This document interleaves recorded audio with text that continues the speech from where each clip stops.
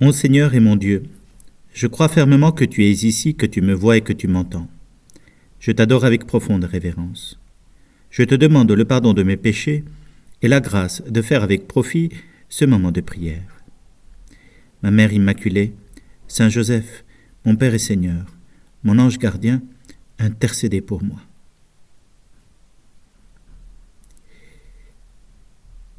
J'aurais pu finir la prière en demandant au bon Samaritain d'intercéder pour nous.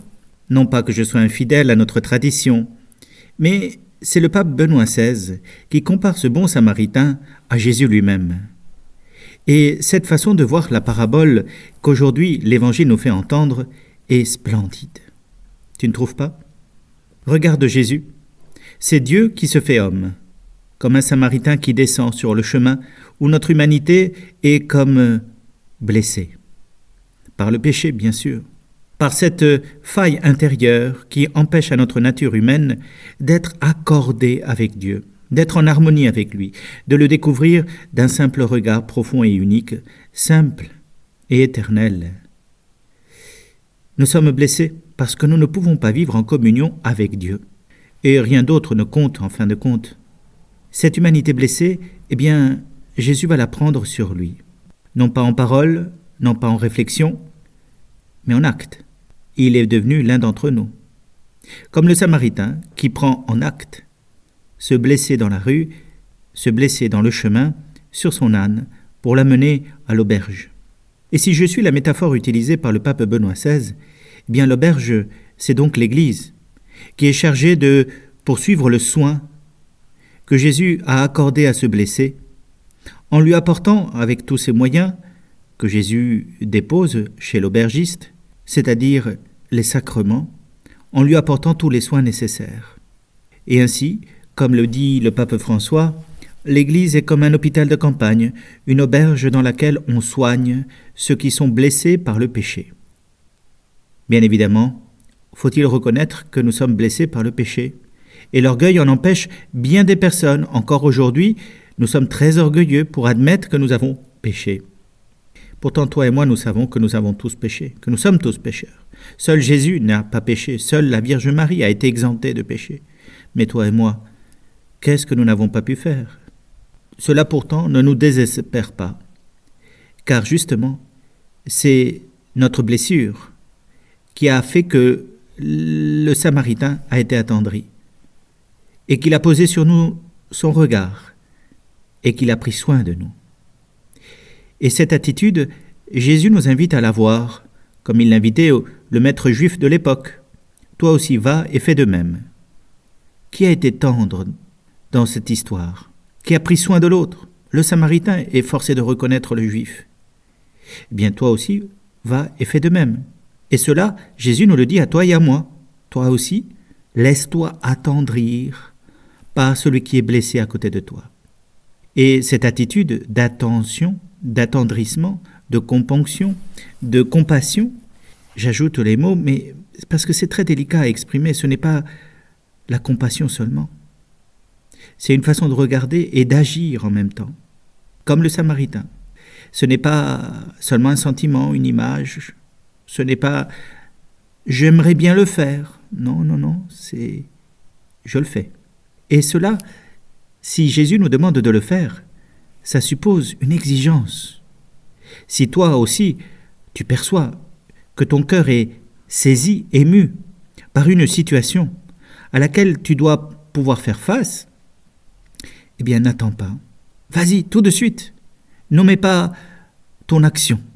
Ne sois pas comme le Lévite ou le pharisien qui passe, regarde et file en suivant leur chemin.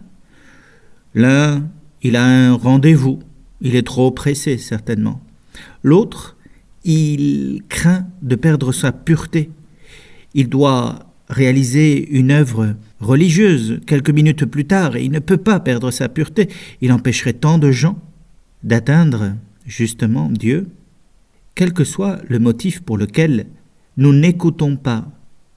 Ce mouvement de l'âme, de tendresse et d'attention pour celui qui souffre, quel que soit le motif, Jésus semble dire qu'il n'est pas suffisant. Que lorsque nous percevons ce pincement de l'âme qui suppose que nous puissions agir par un regard, une parole, une action, nous le fassions tout de suite. C'est ce que Jésus nous demande. Pour que nous n'ayons pas à confesser des péchés par omission, par retard, parce que ça sera toujours mieux de le faire demain. Non, c'est maintenant. Ton âme, touchée par l'Esprit Saint, a été capable, avec tendresse, de réagir. Eh bien, écoute-la, ton âme, et agis. Fais, réalise le projet de Dieu, car finalement, si ce projet est d'aimer notre humanité et de la sauver, il faut faire comme le Samaritain, porter notre humanité blessée sur nos montures pour que l'Église nous aide à la soigner. Et cela peut être quand on est témoin de l'erreur d'un ami, une façon de parler, ou bien d'un comportement exagéré, une insulte, un comportement dévoyé, de paresse, des habitudes de laisser aller dans sa vie. Eh bien, si nous le voyons, il faut le lui dire, sincèrement, comme un frère, comme une sœur, et le corriger humblement, parce que nous aimerions, toi et moi, que lorsqu'on nous corrige, ce soit humblement, avec humour peut-être, avec simplicité surtout, avec franchise, comme le bon Samaritain qui ne craint pas d'y aller. Si ça se trouve, le blessé, il sointait du sang, pardonne-moi le détail, et ça veut dire qu'il s'est sali en soignant la personne. Il a pris sur lui le fait d'être un peu sale, de poser des gestes qui lui coûtaient, parce que, vois-tu, quand on soigne quelqu'un, qu'on essaye de réparer les dégâts faits dans sa chair, c'est pas toujours facile. Il faut prendre sur soi, comme les pompiers, comme les médecins, ils prennent sur eux pour voir le bien profond de la personne.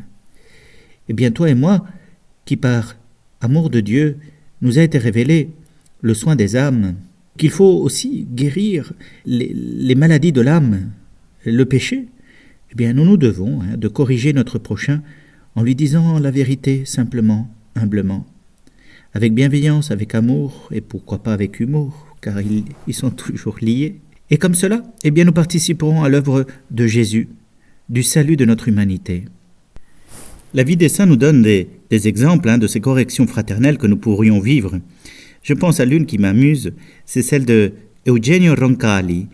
En fait, c'est le prénom, tu l'as connu, tu le connais parce que tu connais ton histoire, c'est le prénom et nom de famille du fameux pape bienheureux Jean XXIII. Et avant d'être pape, eh bien, il était nonce diplomatique. On raconte que lors d'une de ces soirées diplomatiques auxquelles les nonces, hélas, sont forcés d'y être, eh bien, il était devant une femme qui avait un décolleté, oh ma foi, bien trop grand. Et alors, avec beaucoup de délicatesse, c'était pas pour rien un diplomate, Jean XXIII, le futur Jean XXIII, lui dit « Madame, vous devriez manger des pommes. » Et cette femme, toute surprise, de lui répondre « Mais pourquoi ?» Eh bien, parce que quand Ève a mangé des pommes, elle s'est rendue compte qu'elle était nue. Je ne sais pas toi, je ne sais pas si c'est très juste, de te faire prier comme ça avec cette blague. Mais cela nous rappelle qu'avec fermeté et exigence, eh bien, ce diplomate a réussi à exprimer une correction. Je ne sais pas si cette femme l'a bien reçue. De nos jours, personne ne reçoit bien des corrections. Pourtant, elle nous aiderait à être plus sages, à être plus vertueux, à être plus adaptés les uns aux autres, quand nous acceptons de nous dire en vérité ce qui ne va pas. Mais ne le faisons pas parce que ça nous plaît ou ça ne nous plaît pas. Faisons-le en nous référant à l'Évangile, pour que ce soit l'Évangile qui guide notre correction. Effectivement, on peut reprocher à certains de ne pas être assez généreux avec les pauvres. Ils ne le sont pas assez. Et à d'autres, d'être trop durs avec leurs prochains. Et ainsi de suite. Mais toi et moi, nous savons ce travail que nous devons faire. Et cette personne à qui nous allons dire aujourd'hui, peut-être, eh bien cette correction, pleine d'amour, de bienveillance, de délicatesse, et pourquoi pas, d'humour aussi.